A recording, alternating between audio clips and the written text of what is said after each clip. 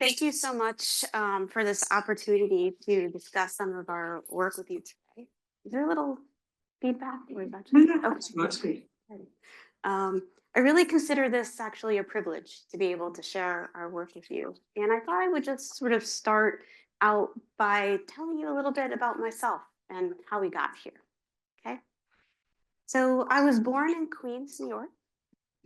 You probably can't tell anymore because I lost my accent. Are there any other New Yorkers here? Wow. Okay. I'm the only New Yorker. Okay. So born and bred in Queens, New York. I then attended Cornell University, which is beautiful. Ithaca, New York is just outstanding. And I really fell in love with the scientific process when I was an undergraduate there. And it was there that I decided that I wanted to go to graduate school. And I ended up actually at the University of Buffalo. And you could see it kind of went from downstate New York, kind of went north and then a little bit west, right? Um, and I actually ended up at the University at Buffalo because it was one of the few schools at the time that didn't require payment for just applying. Yeah. That's much more common now. But at the time, I was only able to apply to 3 schools across the country that didn't have an admissions price. But it was really fortunate that I ended up at the University at Buffalo because this is where I fell in love with DNA. I was trained as a biochemist studying DNA repair in bacteria, okay? A far cry from where I'm standing in front of you today, right? But this is where I really began to appreciate how important it is to maintain our genome integrity. It was after there that I moved to the University of Pittsburgh because I became enamored with how neurons are able to cope with this DNA damage, right? Because they're not replicating. So, how does a cell that needs to live your entire life deal with this DNA damage that's accumulating over a lifetime? Some of the estimates are 10,000 to 100,000 lesions or type of DNA damage in our cells every single day. And so that's what I went to the University of Pittsburgh to begin to study under Dr. Tim Greenemeyer. And this is where I did my postdoc and began to learn, as I said, I studied bacteria, right? Began to learn about neurodegenerative diseases and how a healthy functioning cell dealt with this DNA damage and then what might happen in the disease. So I've shared with you sort of that sort of trajectory, right, of sort of the training, but it really actually was when I was an early postdoc. It was an experience through the Parkinson's Action Network that really changed my trajectory. And I say this is because I met Bill, who I'm still in contact with, who was a patient that I met there, that we all went to Capitol Hill and sort of advocated, right, for different kinds of things that are important, right, for people in our community, as well as the sort of scientific funding. And I really had these deep conversations with Bill and other people there and caregivers where I was really struck by the kinds of questions that were on Bill's mind. So he asked me, do I have Parkinson's disease? This is an unfortunate trajectory that many of you probably know, right? That it can take a long time, right, to even get a diagnosis. This is something that I've experienced also in my own personal life, right, with family members. But how could this possibly be? Well, if I have Parkinson's disease, he said to me, why does my Parkinson's disease look so different from others, right? We all know this, right? This is a heterogeneous disease, and sort of the one's path, right, does not look the same as another, right? How do we study that? And this is the one that sort of gets me. It says, well, okay, I have Parkinson's disease. It looks a lot different than my neighbors here, but what caused it? It's those series of conversations that I had actually with Bill and other patients during over those years that have really guided the questions that we're addressing in my laboratory. And we know this through obviously these conversations, but landmark studies through PPMI, through the Michael J. Fox Foundation, right? We've gathered the data to really substantiate many of these conversations, right? I've told you about sort of the scientific journey, but I also want to share there's been a personal one. So my postdoc, my beloved postdoc mentor, who's actually here, was also recently diagnosed with Parkinson's disease. So this hits home for me. There's a great article here, if you would like to read about sort of his story, which I think is really brave that he shared this. It also hits home because my own mom was diagnosed in 2022. So I now live and breathe, I promise you, Parkinson's disease. Okay. So I see this sort of as my role as a scientist, but also now caregiver for people that I love. So when I say that we're working hard, you better believe it. So my now laboratory at Duke universities, we sort of study what I would call sort of 3 pillars, okay, if you will, and sort of highlighting, sort of getting at that underlying cause. Well, what on earth is causing this disease? Trust me, we are trying to figure that out. We're taking that all that knowledge that we're getting from sort of that basic science of sort of that underlying causes of Parkinson's disease, and we're trying to translate those approaches into biomarkers, which I'll talk about today, but also neurotherapeutics, because my goal is to translate our findings as quickly as possible from the bench into the clinic. That is our single goal. In the meantime, I also have a different hat at Duke. So I'm the faculty lead for interventional clinical trials for Alzheimer's disease and Parkinson's disease. What that means is that I get to design and lead those clinical trials. So while my lab is working really hard, I am impatient. I want to move what I think is really important, whether I discover it or not, as fast as possible to get that approval. And so that's sort of the other part of my laboratory in which we're working on clinical trials for novel therapeutics for Parkinson's disease.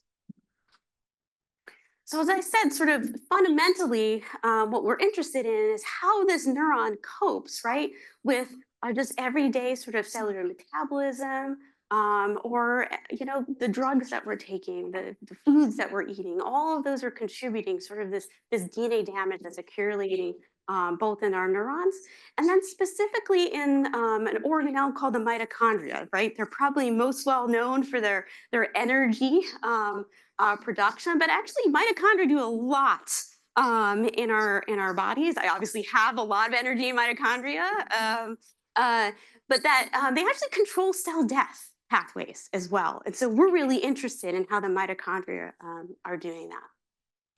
So just sort of as an overview, the view that I'm taking is that we're studying sort of those underlying mechanisms of DNA damage, and specifically in the mitochondria and elsewhere, how we develop this now into a peripheral biomarker for what might be happening as a surrogate for what's happening in the brain, and then how we can take this information and then develop neurotherapeutics. So an approach that has been often taken in the field is, right, we collect a cohort, right, or a group of people that either, let's say, have a diagnosis of Parkinson's disease versus those that may not have a diagnosis of Parkinson's disease. Then we see sort of what's similar between them, and then we try to sort of come up with sort of what we call, a biomarker or a test, right? But we've kind of flipped it the other way. What if we looked at a large cohort, right, and figured out a subset of patients that is defined by a particular biomarker? And we kind of go that molecular way up all the way to the patient. And the reason I say that is that we know this is really heterogeneous, right? We know that people's journeys, right, is so different. But what if we could characterize one part of the population that we think is driven by a particular mechanism, in this case, mitochondria, so that we can then say, okay, we're looking at this group of patients, right, that have mitochondrial dysfunction. Let's find a drug that matches that particular underlying mechanism. So that's kind of what we set out to do. I throwing around the word biomarker. Excuse me, I just came across the hall talking to scientists. So I'm trying to get rid of my jargon here. But a biomarker is just really a fancy word, right? For that, it can be a assay or a test of a variety of sorts to measure different kinds of things, right? So we can you have one for a diagnostic, right? For Parkinson's disease, for example, we can predict sort of progression. Or we can take that group and what we call patient stratify, right? Just sort of as what I was describing, take the whole population, but then sort of whittle down to a more homogeneous population in terms of biology, so that we can target the biology. And that's kind of really what we went after. And the reason we've been really focused on doing this is because we want a success in clinical trials for disease modifiers. So part of me is really optimistic, right? I just checked on trials.gov, okay? There's over 700 clinical trials that are ongoing for Parkinson's disease. I've never felt more optimistic. I want to enhance those chances that we get a win, okay? And I think part of how we do that is by taking what we know, right, about different pathologies and say, okay, well, if someone's really predominantly, let's say, mitochondrial in nature, if we are able to fix that with a variety of drugs, then maybe we can get sort of over the hump for that particular therapeutic. So what we've been spending for over a decade of time is develop an assay in which we can look inside the mitochondria at the DNA and look for those particular molecular changes that are different in someone that has Parkinson's disease and those that don't. And so we had to develop new technology to be able to do this, validate that technology, and now look in hundreds and hundreds of people to know that what we're looking at is a true result. And I have here sort of, we call it Mito DNADX for short. It's hard to come up with a fancy name. You know, you can come up with a fancier name. I'm not very good at coming up with names here. But essentially, this is an assay that we can say, okay, there's mitochondrial dysfunction in this particular cell or blood sample from someone. It takes a village, okay? So this was recently published, and I want to highlight that there's a lot of names here, okay? So it wasn't just my lab, but it was wonderful collaborators across the world to be able to develop this technology and then be able to test it in patients from around the world. And so this really takes a village to be able to do this kind of work and really value how the community came together to be able to do this. I was fortunate to be able to collaborate with the Michael J. Fox Foundation through what we call the Fox BioNet or a BN network. And what this allowed us to do is to take all our findings to date and then validate them in a very large population.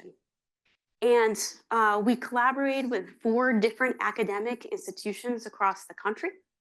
And what they did is they recruited those that have idiopathic Parkinson's disease that have no known genetic component to their disease. Those that had the LRRK2 mutation and had a diagnosis of Parkinson's disease, as well as those that had the G2019S mutation but did not have a Parkinson's disease diagnosis, or what we call non-manifesting carrier, right? Who may go on to developing Parkinson's disease. So we can test sort of what might happen in sort of early disease. And these were all compared to sort of those that did not have a Parkinson's diagnosis. Now, this was a large effort. These samples were collected at each of these different institutions.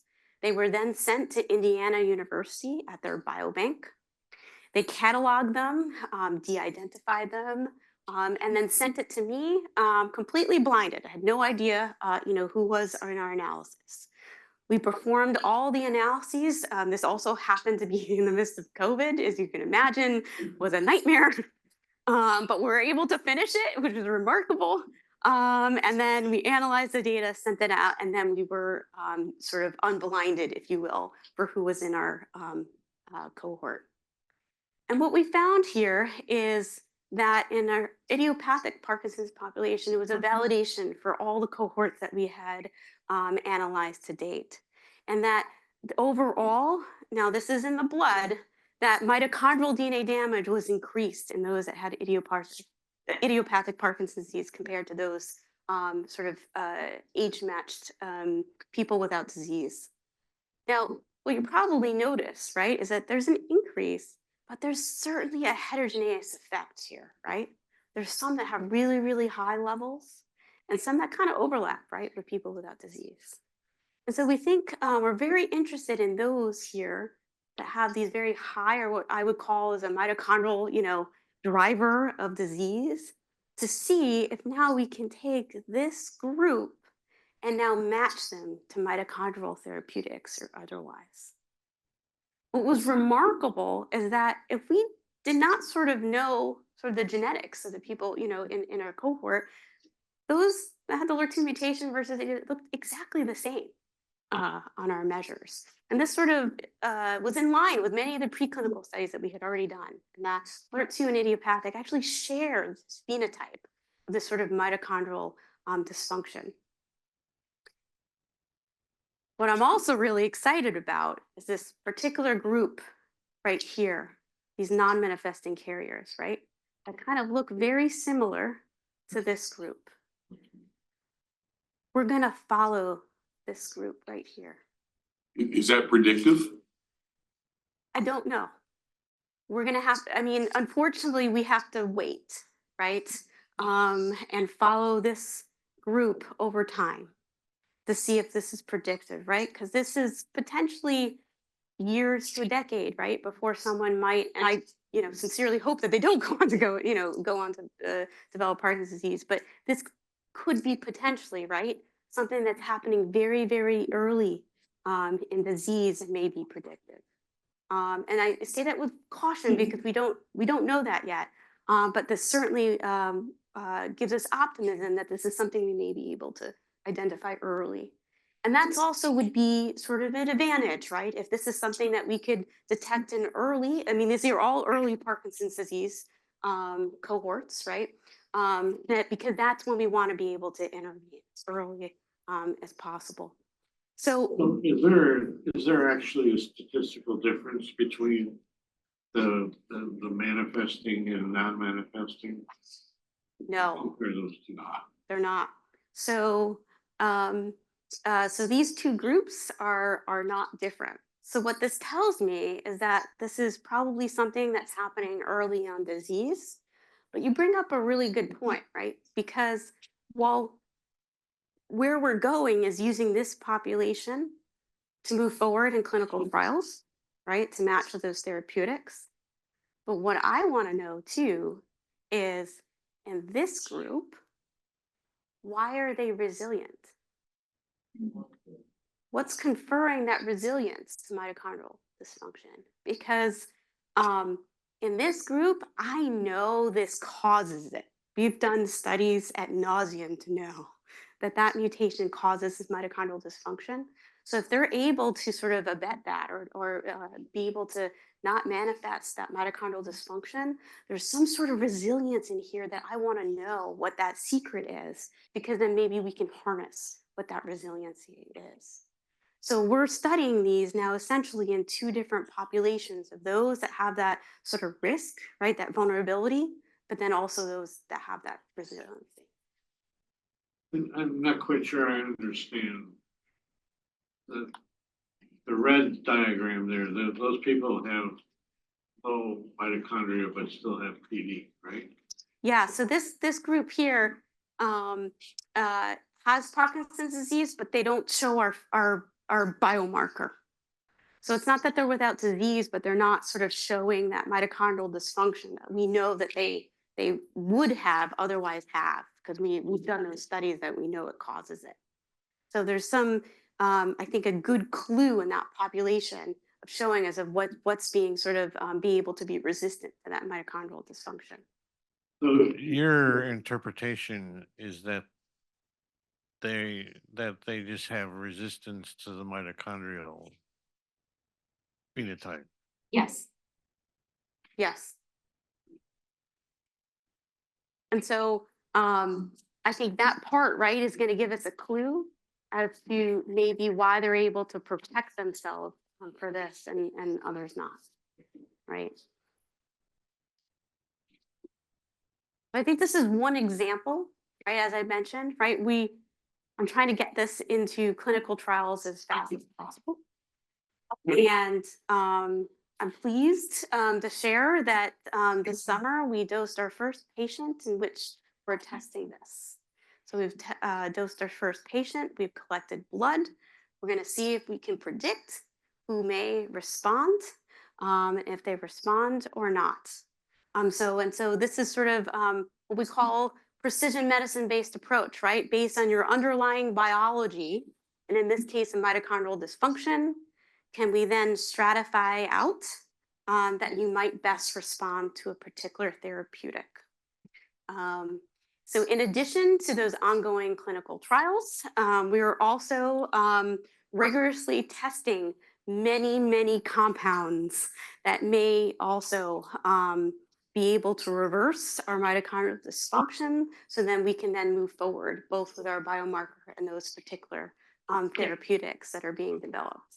It's a really exciting time that there's so many mitochondrial therapeutics that are getting developed right now for Parkinson's disease. And so we think we have a way to be able to see whether or not those are working. Just to sort of give an appreciation for how long these take, right? Which is, it's as I mentioned, just as frustrating for me as I'm sure for all of you, right? Is that I had this idea in 2009. We started our pilot studies in the early 2000s. On the advice of some colleagues, we actually submitted the patent that's actually turned out to be very helpful in the long run to get this move. Speaking of move, I moved to Duke in 2017. We did our validation studies. You can see that it was longer than we liked because it was during COVID. So those got extended a little bit. And then we published this work in 2023. And so this has been a long journey, but I'm excited because now we're able to use this, as I said, now in clinical trials and screening therapeutics. Yeah, please. Do you think that this is gonna help you get more people that are willing to do a clinical trial? I just thinking that I go to you and then I don't qualify because I don't have that type of Parkinson's, and I'm gonna do it again and again, and then all of a sudden I'm frustrated because I can't get in a study, and then you're looking for a specific group. I understand how this is surely going to help the study, but is it going to get harder to populate the studies? So, I mean, you give it, I think two good points, right? Of sort of participation in clinical trials for lots of different reasons, and then, gosh, we want that silver bullet, right, for everybody. And I understand that tension between those two. I mean, the first is I run clinical trials, right? And so I'm really always looking for ways of how we can encourage participation. At least at Duke, giving a blood sample, right, is an easy way to participate in a clinical trial. I will say that I'm hopeful that we decided to go after sort of developing a blood test as opposed to CSF or a lumbar puncture, probably for obvious reasons, right? We want something that's much easier and less invasive to do, right? And so for that reason, we're hoping that it will encourage participation. In So if somebody trials. comes, could they may not qualify for the study you're looking, but do they get a card then, or can they go in a database where they are gonna somebody else with a different study is going to say, hey, that person would work for me? Yeah, so my vision of this, right, is that we're looking at this one marker, but I have lots of colleagues, we want to know what this correlates with or it doesn't. So we're going to find that other group is probably lysosomal in nature or some other pathway, right? So we're starting to figure out which pathways are sort of not working as well. And so maybe you don't fall into the one, but you're going to fall into the other. And now I'm collaborating with different academic investigators that study all these different pathways. So in the same person, we can see which ones are correlated or not to get exactly as, because I want to find just as badly so that everyone, right, we're getting them into the right clinical trials. Can I just say something Yeah. on that? So certainly in the UK, one of the initiatives that's getting underway is really joining up that whole recruitment into different studies. So if somebody's not right for one thing, they could be right for another study. And the one thing I think we all feel really strongly, anybody who's working in the Parkinson's space, if anyone is brave enough to put their hand up to take part in research, that needs to be celebrated, caught, captured, respected, and if possible, nurtured into the study that's going to be right for them. Absolutely. As I understand your hypothesis, it implies that mitochondria are driving disease pathology. Can you tell me why you think that? So I'm clearly just showing you sort of a snapshot, right? There's lots of other data that I'm not showing sort of here. Really, it's actually one of the first hypotheses that mitochondrial dysfunction actually is driving Parkinson's disease. So this has been an idea that certainly it's not originally mine. It's been persisting since the 50s. That's really an underlying. We just haven't had ways to study it, I think, in a precise way. And I think sort of what we're bringing sort of to the field now is to be able to study it in a very precise manner and quantitative manner, so that we can really move it forward. But there's certainly a lot of evidence, really in coming from humans, actually, that mitochondria are just not working as well as they should.